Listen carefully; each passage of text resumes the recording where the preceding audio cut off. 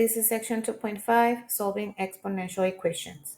Our objectives are to solve exponential equations. We have 4 steps to follow in order to solve this type of equations. The first one is to use algebra to isolate the exponential expression. Then we take the logarithm on both sides. Then we apply the power property of logs to simplify the equation, which is right here. And then from there, we need to solve for the variable. For the first example, we need to solve each equation and round solutions to the nearest thousand. We have 5 to the x power equals to 8. Our first step to solve an exponential equation is to use algebra to isolate the exponential expression. If you notice here, the exponential expression, which has a base and the exponent, is already isolated. So let's go to step 2, which is take the log on both sides. So we're going to take the log of 5 to the x and the log of 8. So log of 5 to the x equals log of 8. And then from here, we use the power property of logs to simplify the equation. So this is going to look like this: x times log of 5 equals log of 8. From here, we need to solve for the variable. X is multiplying log of 5, so we divide both sides by log of 5. So we divide both sides by log of 5. This cancels, so x equals to log of 8 over log of 5. Let's check that on the calculator. And that's going to give us 1.292. So this is my final answer. Let's take a look at example B. On example B, we have e to the x power equals to 3.048. The base of this exponential expression is a natural base. The logarithm with the natural base is called the natural logarithm with notation ln of x. So over here, instead of taking the log, we're going to take ln, which is a natural logarithm. So it's going to look like ln and the ln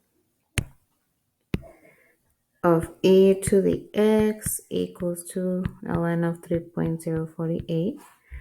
We apply the power property, so x times ln of e equals the ln of 3.048.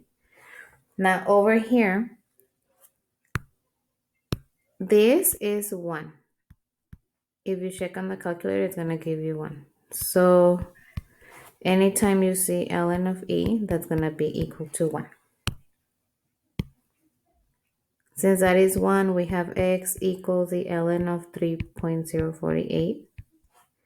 We check that on the calculator and round to the nearest thousand.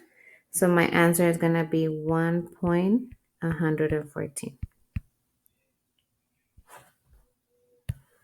For example C, our exponential expression is already isolated. So we take the log on both sides.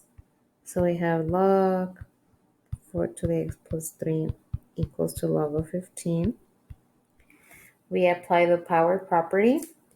So we have x plus 3 times the log of 4 equals log of 15. We solve for a variable, so the first thing we need to do is divide both sides by log of 4.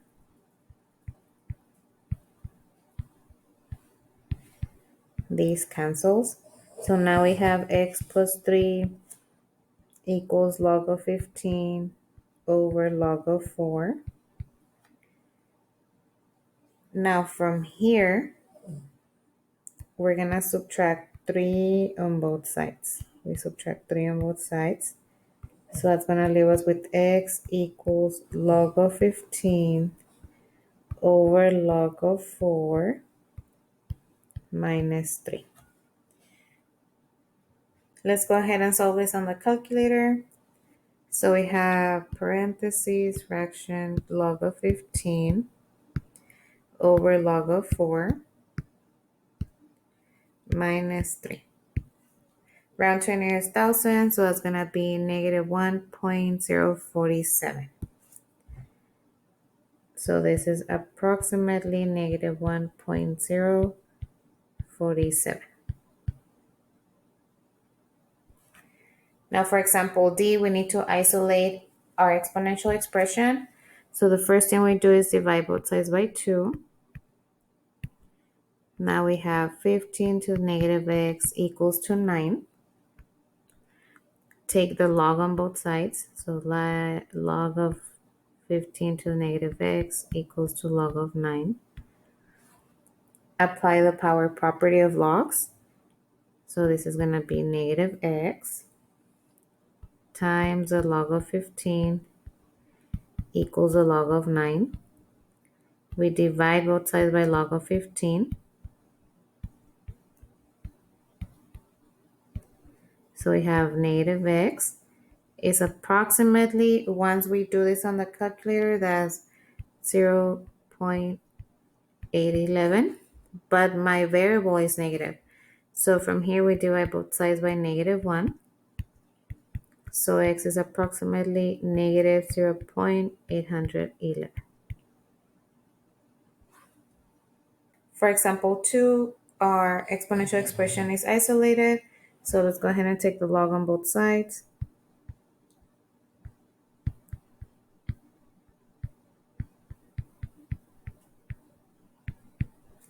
We apply the power property of logs. So that's going to give me 12t times the log of 5.106 equals the log of 4. And the same thing, we need to solve for t here. So first we're going to divide both sides by log of 5.106.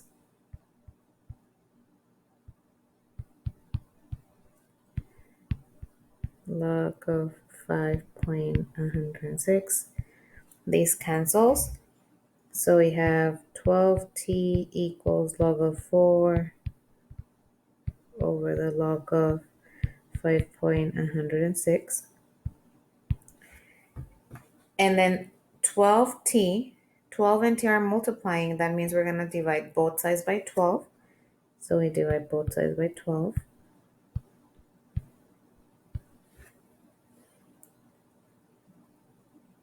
So t equals to log of 4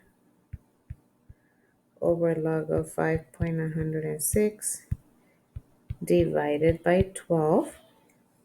And once we plug in that in our calculator, t is approximately 0.071.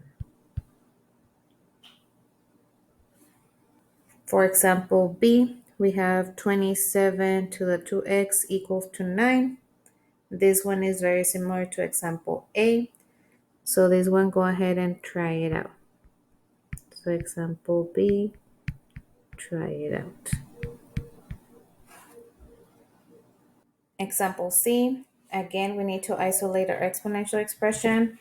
So the 8 is multiplying with this e to the 2x minus 1. So we're going to divide both sides by 8. So that's going to leave us with e to the 2x minus 1 equals to 40 divided by 8 is 5. And then from here, we take the natural log on both sides. So we have ln of e to the 2x minus 1 equals the ln of 5. We apply the power property of logs. 2x minus 1 times ln of e equals ln of 5. And remember, the natural log of e is 1. So we have 2x minus 1 equals ln of 5. We need to solve for x, so we add 1 on both sides. So we have 2x equals ln of 5 plus 1. And then we divide both sides by 2. So we divide both sides by 2. So x equals to the ln of 5 plus 1 over 2. We plug that in the calculator, and that's approximately 1.305.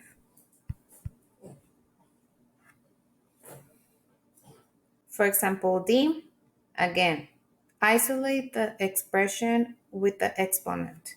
So first, we're going to add 9 on both sides. So plus 9 plus 9.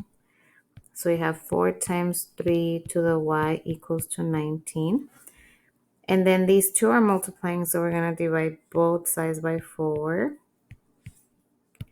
So that's going to leave us with 3 to the y equals to 19 over 4. From here, we take the log on both sides. So log of 3 to the y equals to log of 19 over 4. We apply the power property of logs. So y times log of 3 equals the log of 19 over 4. Divide both sides by log of 3. So we divide both sides of log of 3. So we have y equals to the log of 19 over 4 over the log of 3. Once we plug in that in the calculator, that's going to be approximately 1.418. This is a 4. On example 3, we need to solve for t in the following finance formulas. So that means that we need to leave these t by itself. We're going to apply the same steps that we were doing in the previous examples. So the first thing is to isolate my expression with the exponent. So here, PV is multiplying this part, so we divide both sides by PV. You will learn the meaning of this on the next section. So this cancels. So I have FB over PV equals to 1 plus R over M to the MT. Now we're going to take the log on both sides. So let's take the log on both sides.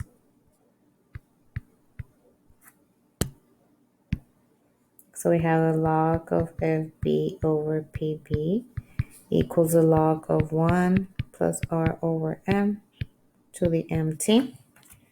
And then from here, what do? We apply the power property of logs.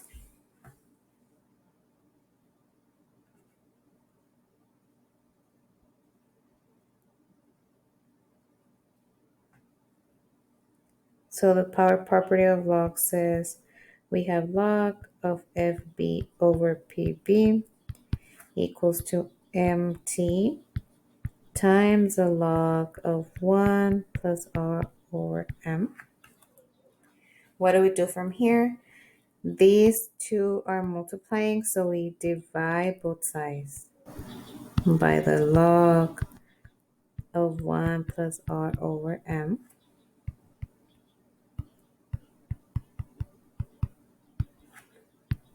These cancels. I'm going to go and continue here.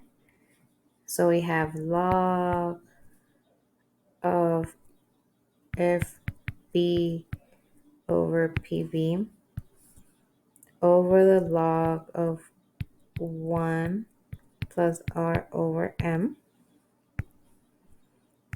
All these equals to MT. Now we need to solve for T. M and T are multiplying. What's the next step? Divide both sides by M. Right? So we divide both sides by M. So from here, I have that log of FB over PV over the log of 1 plus R over M. All this divided by M equals to T. And that's going to be my final answer. Now for our last example, we have FB equals PV e to the RT. So anytime we see e, we're going to use the natural log. So first, let's isolate that. Divide both sides by PV. So this cancels. So I have FB over PV equals to e to the RT. We take the natural log on both sides. So the natural log of FB over PV equals the natural log of e to the RT. We apply the power property. So RT times ln of E. And remember, ln of E, this is 1. Correct? This is always 1. So from here, I'm going to continue over here. We have ln of FB over PV equals to RT. And we need to solve for T. So we divide both sides by R. So what do we have left? We have ln of FB over PV divided by R equals to T. And that's our final answer.